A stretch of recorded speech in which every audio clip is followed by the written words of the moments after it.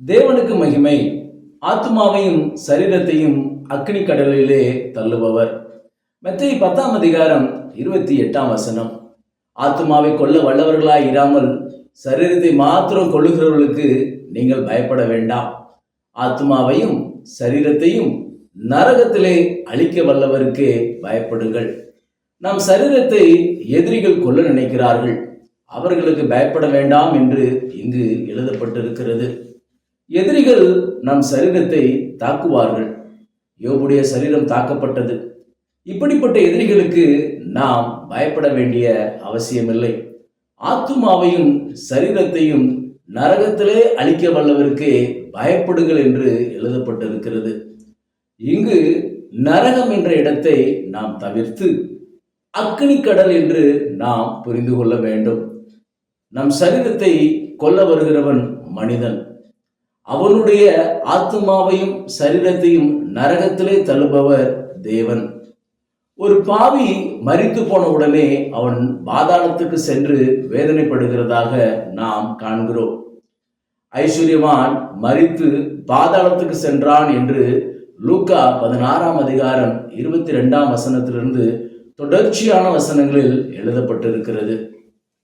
இந்த ஐஸ்வர்யவான் ஆபிரகாமை என் தகப்பனே என்றும், ஆபிரகாம் இவனை என் மகனே என்றும் உரிமை பாராட்டுகிறதாக எழுதப்பட்டிருக்கிறது. அவன் ஐஸ்வர்யமே இப்படிப்பட்ட நிலைக்கு அவனை கொண்டு சென்றது என்று ஆபிரகாம் வெளிப்படுத்துகிறார். செத்து போன பாவிகளும் இங்குதான் வருகிறார்கள். 1 பேதுரு 3 அதிகாரம் 20 நோவா காலத்து கீழ்ப்படியாத ஆவிகளும் இந்த பாதாளத்திலே இருக்கிறதாக எழுதப்பட்டிருக்கிறது. ஒரு பாவி செத்து போன உடனே அவனுடைய ஆத்துமா இந்த வேதனையுள்ள இடத்துக்கு வருகிறது.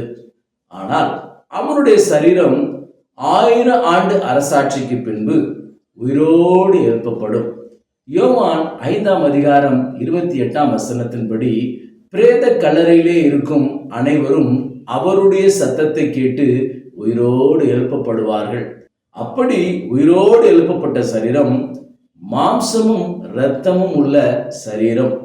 இந்த பாவிகளுடைய ஆத்துமாவும் அவர்களுடைய சரீரமும் அக்கினி கடலிலே போடப்படுகிறது என்று வெளிப்படுத்தல் 20 அதிகாரம் 15 எழுதப்பட்டிருக்கிறது. செத்து போனவர்களின் ஒரு கூட்டத்தார் பாதாளத்துக்கு செல்லுகிறார்கள் என்று எழுதப்பட்டிருக்கிறது. லூக்கா 16 அதிகாரம் 22-23, 1 பேதுரு 3 அதிகாரம் 20. இது அல்லாமல் அழுகையும் பற்கடிப்பும் என்ற கார் இருளுக்கு போகக்கூடிய கூட்டத்தாரும் இருக்கிறார்கள் என்று மத்தேயு 8:12, மத்தேயு 22:13 எழுதப்பட்டிருக்கிறது. இது செத்து போனவங்களுடைய ஆத்மா போய் வேதனைப்படக்கூடிய இடம். 1000 ஆண்டு அரசாட்சிக்கு பின்பு வெள்ளை சிங்காசன நியாய தீர்ப்பிலே சரீரம் உயிரோடு எழுப்பப்பட்டு அக்கினி கடலிலே போடப்படும் என்று வெளிப்படுத்தல் 20 அதிகாரம் 11 தொடர்ச்சியான வசனங்களிலே எழுதப்பட்டிருக்கிறது. ஒரு பாவி செத்து போன உடனே ஆத்மாவில் வேதனைக்குள் போகிறான். பின்பு அவன் சரீரம் உயிரோடு எழுப்பப்பட்டு ரெண்டும் அக்கினி கடலிலே போடப்படுகிறது. மனிதனுடைய ஆத்மா என்ற பகுதி முந்தின ஆதாம். அது ஜீவ ஆத்மா என்று 1 கொரிந்தியர் 15 அதிகாரம் 45 எழுதப்பட்டிருக்கிறது.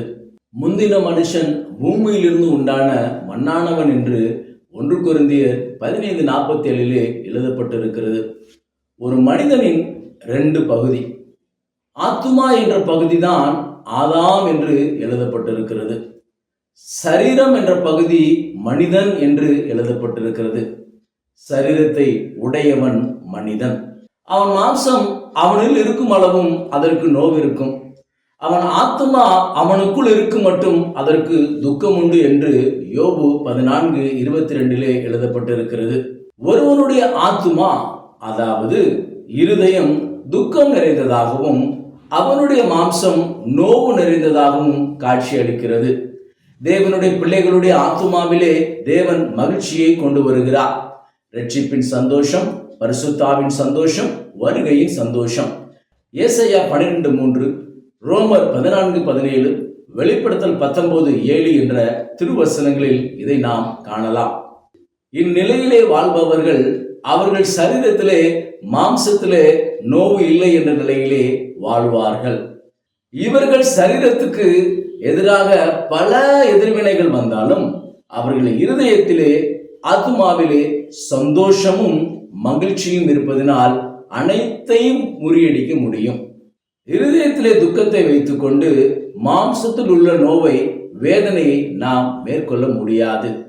இருதயத்தில் மகிழ்ச்சி கொண்டு வரப்பட்டால் மாம்சத்திலே நோவை நாம் முறியடிக்க முடியும்.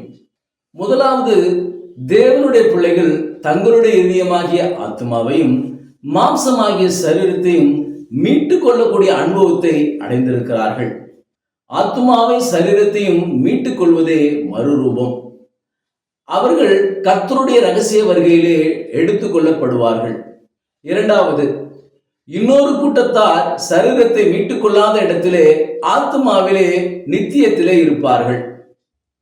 மூன்றாவது, அதற்கு எதிராக பாவிகள் ஆத்துமாவிலும் சரீரத்திலும் அக்னி கடலிலே போடப்படுவார்கள்.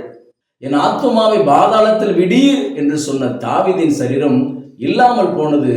தாவீதின் ஆத்துமா நித்தியத்தில் இருக்கிறது. இயேசுவுடைய ஆத்துமா பாதாளத்தில் விடப்படுவதில்லை. இயேசுவின் மாம்சம் அழிவை காண்பதில்லை என்று அப்போஸ்தலர் 2:31 எழுதப்பட்டிருக்கிறது. அதை பின்பற்றுகிறவர்கள் கர்த்தருடைய வருகையிலே இருப்பார்கள். ஒருவேளை சரீர மீட்பை அடைந்து கொள்ளாவிட்டால் அவர்கள் ஆத்துமாவிலே தேவனோடு இருப்பார்கள். அதை வெளிப்படுத்தல் 20:4 ஆத்துமாக்கள் என்று எழுதப்பட்டிருக்கிறது. சரீரத்தை இழந்து ஆத்துமாவிலே தேவனோடு இருக்கிறவர்களும் இருக்கிறார்கள். ஆத்துமாவிலும் சரீரத்திலும் மீட்கப்பட்டு தேவனோடு இருக்கிறவர்களும் இருக்கிறார்கள். ஆத்துமாவிலும் சரீரத்திலும் அக்னி கடலிலே இருக்கிறவர்களும் இருக்கிறார்கள். இந்த மூன்று கூட்டத்தில் நாம் எங்கே இருக்கிறோம் என்று நிதானிப்போம். இந்த உண்மைக்கு ஒப்புக் கொடுப்போம். கர்த்தர் உங்களை ஆசீர்வதிப்பாராக. ஆமேன். தேவனுக்கே மகிமை உண்டாவதாக.